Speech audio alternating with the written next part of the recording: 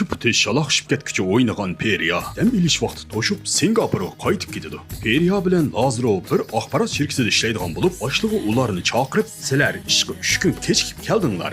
Sizlarni ishdan bo'shdimi?" deydi. Laudun xotonni umrda ko'rib baxmagan Lazarov o'diqib ketib, kirishni setib o'tadi. Ye, Loben, biz çok bekor kodun kechikib qolmadi, qarang. Sizga çok qiqqas erdim birini deb qo'ydik. Ammo lekin u yigit dahshat yomon. Endi g'ozadi qanchalik yomon men bilmayman, ma biladi. Mening bilishimcha, uni opsi Tarzan, dodisi Bahubaliga. Siz yaxshi o'ylabirmi? Biz bu bolani aklib, kino ishlasak, Tenzan Jonfa degan vosh ustiga qarab mangsa, peyzi bo'ladi emasmi? Bu gapni anglagan boshlig'i xo'shalligida u bolani chaqirib keling, biz TV tatayli deydi. Periya Lazarovning qilgan bu ishlardan qattiq ranjiydi. Hamda darhol kirishga telefon qilib, "Apam sizni bir ko'ray" deydi, deb kirishni Hindistondan oldab Singapurga aka olmoqchi bo'ladi. Buni anglagan kirishish bu xush xabarni momisiga aytdi. Voy, nima deydigan sa balam? Ey, bir o'g'il bola erkak turib, qiz bolaning yeniga boramsa? Yey! Qo'shni xo'limlarning oldida sat emasmi? Kelsin o'zi. Xas bo'ldimi? Hozir qizlar yomon bo'lib ketdi. Voy, momo, sen o'zingmi qiz bola-ku? Yey, men degan bir qer jo'kan. Xavfi bo'g'inimgacha xili yillar bo'lib qoldi. Uning ustiga bizning davrning qizlariga o'xshamdi. Bizning davrimizning qizlari-chi bir-biridan nesil. Hozircha undaq qiz bolani topqilib bo'lmaydi. Kirishish momisining javobiga qoyil bo'lmaydi. Amalsiz qolgan bu momay kirishga haqiqiy ahvolni aytadi.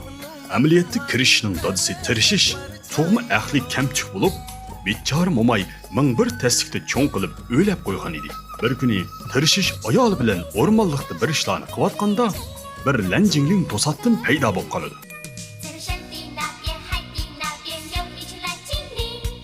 Bu lanjingling tirishning beshini shundoq bir silishi bilan tirishish dunyodagi eng aqlli odamga o'zgaradi. Shuningdan keyin tirishning danqi butun dunyoga purib ketdi. Tirishish dunyodagi eng cho'ng shirkatda jillab uyga qaytmay qatiy qilib ishlaydi. Kirishning opsi bo'lsa, dal shu vaqtida qo'saq ko'tardi. Kirishning opsi kirishni tuqqan kuni dadisining o'lim xabari yetib keladi. Qo'shnilarning hammasi voy bu balaga ko'zi tegibdi deydi.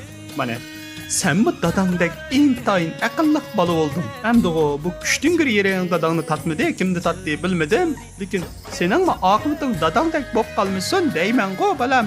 Seni mi ap keçivatma? Bu ishlardan xabar topgan kirishish qattiq ta'sirlanib, hayajonlanib, öksüp yig'lab, "Nishoda to'y momo" deb yuktoqlarini yig'ishtirib Singapurga qarab yo'lga chiqdi. Bu chaqda Jiroqdagi Singapurda bir tabiiy inson o'zining razil maqsadini amalga oshirmoqchi edi. U bo'lsa-mu nacharlarning nachari, kirishning kashfiyotini o'zining qilib olgan, tavganda xing bo'lgan bu vabato chiroy inson doktor Arya edi.